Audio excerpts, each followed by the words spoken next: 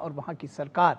और इसी विषय पर हम आज विशेष चर्चा करेंगे। आज की हमारी विशेष चर्चा का विषय है धधकता POJK, जनता बनाम पाकिस्तान। धधकता पाकिस्तान ऑक्युपाइड जम्मू कश्मीर, जनता बनाम पाकिस्तान।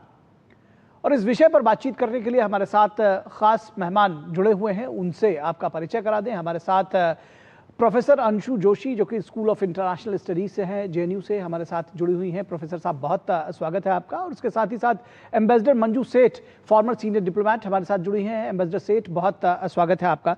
और एम्बेसडर सेठ, अगर हम आपके साथ इस चर्चा की शुरुआत करना चाहें तो इसको किस तरह से इसका आकलन करेंगी, ये जो अभी स्थिति POJK में है, क्या इसको लॉ एंड ऑर्डर सिचुएशन के तौर पर भी देखा जाना चाहिए, या ये एक बड़ा जियोपॉलिटिकल इसके मायने हैं, ऐसे भी इसको समझिए?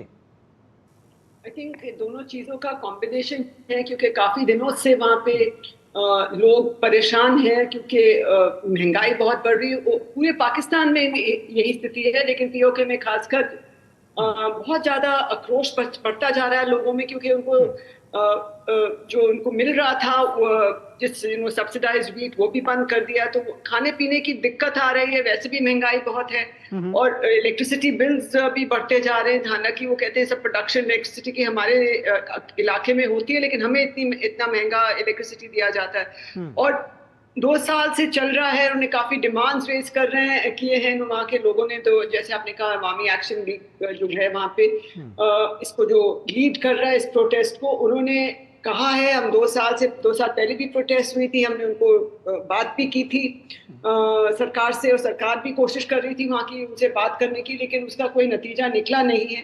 इंक्लूडिंग एक रेजर्वेशन की भी बात की उन्होंने कि बंद होना चाहिए हमारी असेंबली में। जो फॉर्मर रेफ्यूजीज हैं जम्मू एंड कश्मीर से, जो पार्टीशन के टाइम पे उस तरफ गए थे, तो ये सब चीजें मिला के वहाँ पे बहुत ज्यादा अनरेस्ट हो रहा है।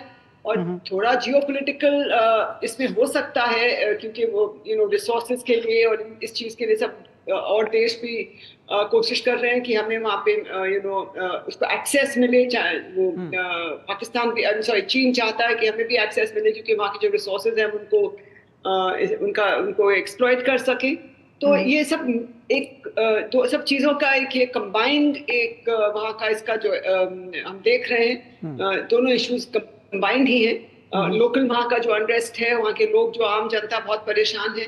ऑलरेडी इकोनॉमिक हालत पाकिस्तान की ज्यादा अच्छी नहीं है, तो POK में खासकर उनको ये प्रॉब्लम है। पहले से भी हमने पढ़ा है, जैसे मैंने कहा, लेकिन अब थोड़ा बढ़ गया है। और अब जो इन्होंने उनको लोग मारे गए हैं, तो उससे और उनका आक्रोश और उनका जो वो बढ़ गया है। और सब दूसरे पाकिस्तान के दूसरे इलाकों में भी प्रोटेस्ट कर रहे हैं।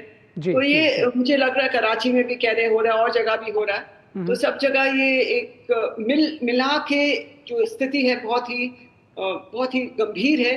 और इस टाइप इसको उनको जरूर, उनकी सरकार को इसका कोई समाधान निकालना पड़ेगा। जी, प्रोफेसर अंशु जोशी, अगर हम 1971 के पूर्वी पाकिस्तान, आज का जो बांग्लादेश है, उसकी तुलना अगर करें आज के POJK की, जिसको 1925 की तुलना करें, कैसे आप इसको करेंगे? क्योंकि उस दौरान भी ये सबड्यू किया गया, उपनिवेश की तरह रखा गया, और आज भी शायद स्थितियां उसी तरह से हैं। और ये जो जियोपॉलिटिकल सिनेरियो का कहने का मेरा तात्पर्य ये था, आशय ये था कि क्या अंतरराष्ट्रीय मंचों पर आज की डेट में जो पाकिस्तान की ये जो सारी कारस्तानी है, ये कहा जाए कि जिस तरह से उसने एक जुल्म ढाए हैं और जिस तरह से खुद एक्सपोज हो रहे हैं, उसको भी उठाने की जरूरत है, आपको लगता है? निखिल, आपने बहुत महत्वपूर्ण बिंदु इस चर्चा से जोड़ दिया है। और बिल्कुल, हम यदि पाक अधिकृत कश्मीर में इन प्रदर्शनों को, और जिस तरह से 12 से अधिक लोगों की गोलाबारी में दुखद मौत हो गई है, यहाँ पर किस प्रकार से पाकिस्तानी सेना लगातार लोगों पर जुल्म ढा रही है, यदि हम इसको कंपेयर करें 1971 की बांग्लादेश निर्माण की सिचुएशन से, तो बिल्कुल यहाँ पे 3 प्रमुख बिंदु हैं जहां पर हम एक समानता देख सकते हैं। पहला बिंदु तो ये कि जियोपॉलिटिकली हम देखें तो कल्चरली अलाइन ना होते हुए भी पाकिस्तान ने कश्मीर के इस पूरे क्षेत्र पर अपना कब्जा जमा रखा है। फिर दूसरा महत्वपूर्ण बिंदु यह है कि कब्जा तो जमा रखा है, यहाँ के जो नेचुरल रिसोर्सेज है उसकी एक संगठित लूट पाकिस्तान लगातार कर रहा है। यहाँ के जो नेचुरल रिसोर्सेज है उनको लेवरेज करके उनसे जो पैसा कमा रहा है वो अपने मेनलैंड के जो शहर हैं वहां के डेवलपमेंट पे या सेना में पैसा भेजने का काम यहां से लेवरेज करके कर रहा है। और तीसरा जो महत्वपूर्ण बिंदु है वो ये कि यहाँ की जो जनता है उनके मानवाधिकारों का बहुत दुर्दांत तरीके से हनन वर्षों से किया जा रहा है,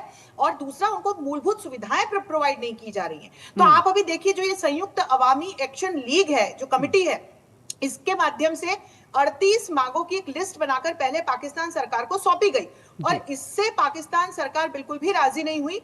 और ये क्या मांगे हैं? बिल्कुल बेसिक मांगे हैं कि उनको इंक्लूसिव और फ्री शिक्षा मिले, फ्री हेल्थ फैसिलिटीज मिले, उनको आटा चावल दाल मिले, उनको न्यायिक जो सुविधाएं हैं वो मिले, एक उनको हवाई अड्डा मिल जाए। तो ये तो बहुत बेसिक सुविधाएं हैं निखिल, जो किसी भी देश के जो सिटीजन होते हैं उनका हक होता है। यहाँ पर आप देखिए मीडिया पर बैन लगा दिया गया है, इंटरनेट पर बैन लगाया गया है, मानवाधिकारों का महिलाओं के साथ जिस प्रकार का व्यवहार हो रहा है, वर्षों से हम कई ऐसे हमारे पास ऐसे एक्सपीरियंसेस है वहां के लोगों के। तो एक जिस प्रकार से अब ये मोमेंटम बढ़ते बढ़ते बढ़ते इस स्थिति पर आ गया है कि लोगों ने प्रदर्शन शुरू कर दिए, और इसमें फिर हिंसा भड़काने का काम जो है वो पाकिस्तान की सेना और पुलिस ने किया। तो मुजफ्फराबाद के बाद फिर आप देखिए रावलकोट, नीलम घाटी और कोटली तक ये पूरा आंदोलन फैल गया है। और जैसे कि एम्बेसडर सेठ भी बता रही थी कि अब कराची तक पहुंच चुका है, वहां पर एक विरोध प्रदर्शन पत्रकारों के द्वारा भी किया गया, हालांकि उनके खिलाफ भी फिर एक्शन की गई है। तो बहुत जो एक पूरी केओटिक स्थिति बनी हुई है वो इसीलिए है कि जो यहाँ के लोग हैं वो पाकिस्तान की सरकार के साथ अपने आप को अलाइन महसूस नहीं करते, और जिस तरह का बार बार सौतेला व्यवहार और मानवाधिकारों का हनन पाकिस्तान की सरकार और सेना यहाँ के लोगों के साथ कर रही है, तो अब लोग विरोध में उठ खड़े हुए हैं। जी बिल्कुल। एम्बेसडर सेठ, अगर हम इसको इस तरह से भी समझना चाहें कि क्या ये पीओजेके में आज़ादी की शुरुआत है, केवल इसको भ्रष्टाचार और महंगाई के खिलाफ प्रदर्शन तक ना सीमित रखा जाए, और दूसरी बात कि भारत की दरअसल किस तरह से इसमें अंतर्राष्ट्रीय मंचों को इस प्रश्न को उठाने की जरूरत है, किस तरह से भारत की भूमिका को आप देखती हैं? क्योंकि ये बार बार आपने देखा होगा कि पाकिस्तान की तरफ से जो तमाम झूठे नैरेटिव, झूठे एजेंडे फैलाए जाते हैं भारत को लेकर के, ये तो सीधी सच्ची बात है जिसको दुनिया के सामने लेकर आना चाहिए। भारत कोशिश भी करेगा जरूर, मेरा मानना है कि इसको पब्लिसाइज करे थोड़ा, और ये भी कहा है उन्होंने, हमारे एमईए के स्पोक्स पर्सन ने, कि इनको अकाउंटेबल, पाकिस्तान की सरकार को अकाउंटेबल होल्ड करना पड़ेगा। तो ये बहुत जरूरी है कि हम भी अपना थोड़ा नैरेटिव और जो हमारा जैसे आपने कहा सच्चाई की और थोड़ी सी उसको एम्पलीफाई करके हमें इस पे बिल्कुल करना पड़ेगा, जोर देना पड़ेगा, और दुनिया में बताना पड़ेगा कि जो मानवाधिकारियों का वहाँ उल्लंघन हो रहा है और कैसे उनको बिल्कुल राइटली कहा कि सौतेला व्यवहार किया जाता है वहाँ के लोगों से।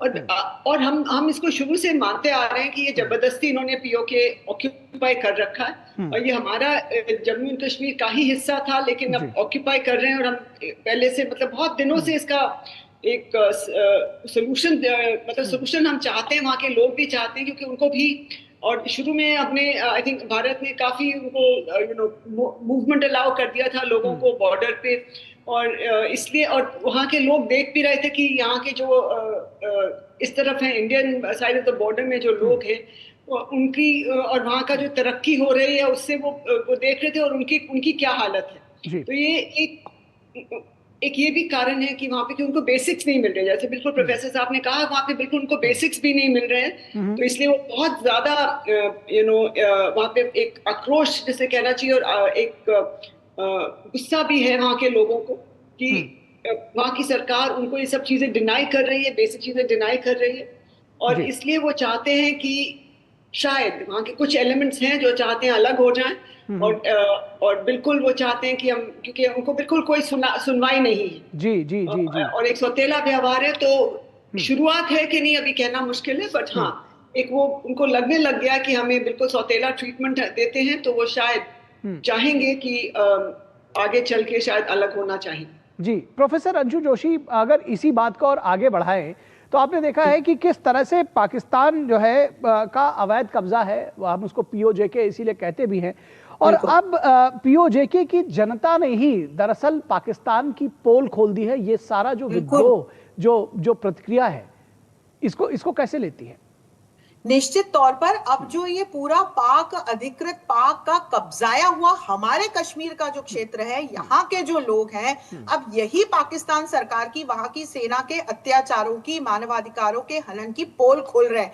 आप देखिए कि जो अवामी एक्शन कमेटी के शौकत नवाज मीर हैं, वो क्या बता रहे हैं, वो बहुत सारे एक्सपीरियंसेस बता रहे हैं। वो बता रहे हैं कि कैसे पाकिस्तान सरकार लगातार वर्षों से यहाँ के जो स्थानीय लोग हैं, विशेषकर जो महिलाएं हैं, उनके साथ किस प्रकार का अत्याचार कर रही हैं, किस तरह का व्यवहार कर रही है। और उन्होंने ये भी बताया कि एक तरफ जहां पर पाकिस्तान भारत की आड़ लेकर, या होता है ना कि भारत के खिलाफ नैरेटिव सेट करके अपने लोगों का ध्यान भटकाता है, लेकिन उसी समय पैरेलली वो पीओके में अत्याचार कर रहा होता है। वहां के लोगों की आवाज दबाई जाती है, मीडिया को बैन किया जाता है, वहां के लोगों को मूलभूत सुविधाएं प्रोवाइड नहीं की जाती हैं। तो ये एक अब शुरुआत तो यहां से निकल होती हुई दिखाई पड़ रही है, और हम लगातार देख रहे हैं कि कैसे जो बलोच लोग हैं, उनका भी एक जो असंतोष है पाकिस्तान सरकार के साथ, वो एक लगातार बना हुआ है। वो भी बार बार इस बात की मांग करते हैं। एम्बेसडर सेठ ने बहुत सुंदर तरीके से इस बात को रखा। वो लगातार भारत सरकार से सहायता की मांग कर रहे हैं कि अंतरराष्ट्रीय मंचों पर और बायलैटरली भी भारत सहायता करे, क्योंकि ये तमाम लोग जानते हैं कि ये दरअसल geopolitically they are not a part of Pakistan, they don't align with Pakistan. तो निश्चित तौर पर एक मोमेंटम अब यहाँ से बनना हमें शुरू होता हुआ दिखाई पड़ रहा है, और भारत सरकार को भी इसको लेकर के एक नैरेटिव सेट करने में आगे आना चाहिए। बिल्कुल, आपने जो बात कहा कि they are not part of Pakistan, they don't अलाइ विद पाकिस्तान, और उसके साथ ही साथ जो एम्बेसडर सेठ ने एक बात कही कि वो ये देखते हैं कि जो भारत के साथ का जो भारत का जम्मू कश्मीर है, वहां पर किस तरह से तेज गति से विकास कुलांचे भर रहा है एक तरह से, और वो कहाँ पिछड़े हैं, उनके साथ में उपनिवेश की तरह किसी जो है वो पाकिस्तान व्यवहार कर रहा है। तो जाहिर तौर पर ये विद्रोह आगे पीछे होना ही था, और वो सामने दिख रहा है। बहुत शुक्रिया आप दोनों लोगों का, प्रोफेसर अंशु जोशी का और एम्बेसडर मंजू सेठ का।